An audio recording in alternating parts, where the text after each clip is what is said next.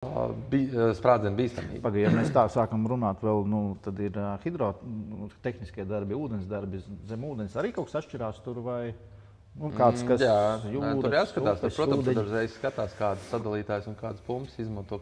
Ja tas ir pārstrāde, viņš ir, teiksim, slapjā vidē strādā, tad, protams, skatās uz citu tipu no sērijas. Bet nolaižamies uz zemes, normāls grāvi tīrītājs, ekskavators vai dīķu racējs.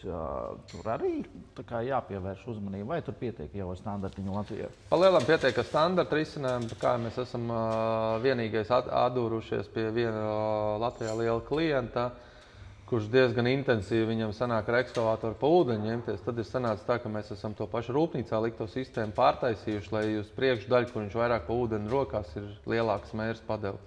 Jo baigi ar ūdeni un smiltīm skalojās ārā smēri, un līdz ar to sanāk, ka tur priekšā nekas nesmērējās. Un līdz ar to mēs pacēlām, var teikt, uz 2 reizes lielāku smērs padevu priekšējai daļai, kas rokās par ūdeni.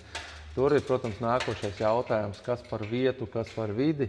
Pēc būtības tādos gadījumos jālieto biodegradējušā smēra, kas nosacītā laika vienībā kaut kādā termiņā viņa vidē sadalās. Viņi nav kaitīgi. Neviens to neprasa. Viņi ir droši vien, ka dārgāk un neviens viņi ir dārgāk, jā. Neprasa pielietot. Ir prasījuši mums. Ja? Ir džeki teikuši, ka tīra upes vēl kaut ko tā tālāk, kad pagarinātām strēlēm, kad viņi tīrīs, ja? Kad ne tikai paši grib, bet ir no pašvaldībām prasība, kad ja tu arī rots, ja tu smērēsi kaut ko, tad ir jābūt biodegradējušiem materiāliem.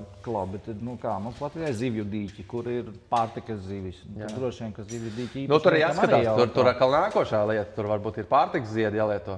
Ir arī tādas smēras. To man uzspridzinās. Jā, ir smēras ļoti daudz dažādu sortimentu. Ir, teiksim, neskatoties tikai litijas, kalcijas tā tālāk, jā, kas uz minerāla eļļa vai sintētiskas bāzes, bet ir arī tieši tā biodegradējušās, ir pārtikas smēras, kur ir visi ievēroti alergēni un tā tālāk. Ja, un, ja nonāk saskarsmē ar pārtiku, lai cilvēku veselībai nekas nekaišo.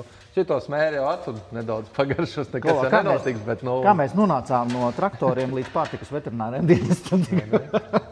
Jā, jo sistēmas mēs jau liekam arī ne tikai iekrāvē, mēs liekam konvēriem, mēs liekam tai pašā beķerijās esam likuši. Tas pats arī ķēžu eļļošana beķerijās ir likt virsū, kur arī tā paša ķēžu eļļa. Viņi ir pārtiks, atbilstoši pārtikai. Teiksim, tas ir pie nosacījumiem, ja tieši tā, ja kaut kas izšļakstās vai kaut kas trāp virsū uz pārtiku, lai tas nav kaitīgs cilvēkam.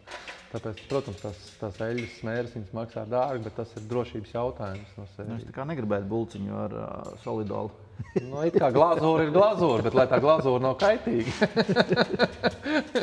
Tā jau nav nevaina. Tu jau nezini, kas tā pa glazūru. Varbūt no litijas smēras, jā, bet... Izskatās tā kā apetilīgi. Tā kā ir daudz dažādas prasības, kas ir jāievēro. Tas ir ļoti būtiski. Liekas tā vienkārši viss tā sistēma būtība, bet viņi ir, ja tā parokās dziļāk, viņi ļoti plaši aiziet dziļi, ļoti tālu. Tā kā, ja mēs visus šitos jautājumus klientam sākt uzdot, tas būtu to, ko es esmu pārbaudījis. Klients apjok, un tad viņam vairāk neko nevajag. Tā kā ļoti daudz varianti ir tev pašam jāizprot, kas ir tā vide, situācija, apstākļi, kā strādā un ar ko, kas strādā. Un tev ir jāuzņemās tā atbildība, jo klienti daudz nezina. Viņš zina to, ka viņam vajag to sistēmu, bet ko, kā pildīt, viņi gaida atbildi, var teikt, no tevīm rekomendācijas. Protams, ir arī ražotāji, ka ja kaut kāda jauna konveira, mēs vadamies pēc manuāliem, visu, ko rekomendē, to arī pildam. Protams, arī skatāmies, vai mūsu sistēmā spēj strādāt ar tādām smērvielām vai eļļām. Ja.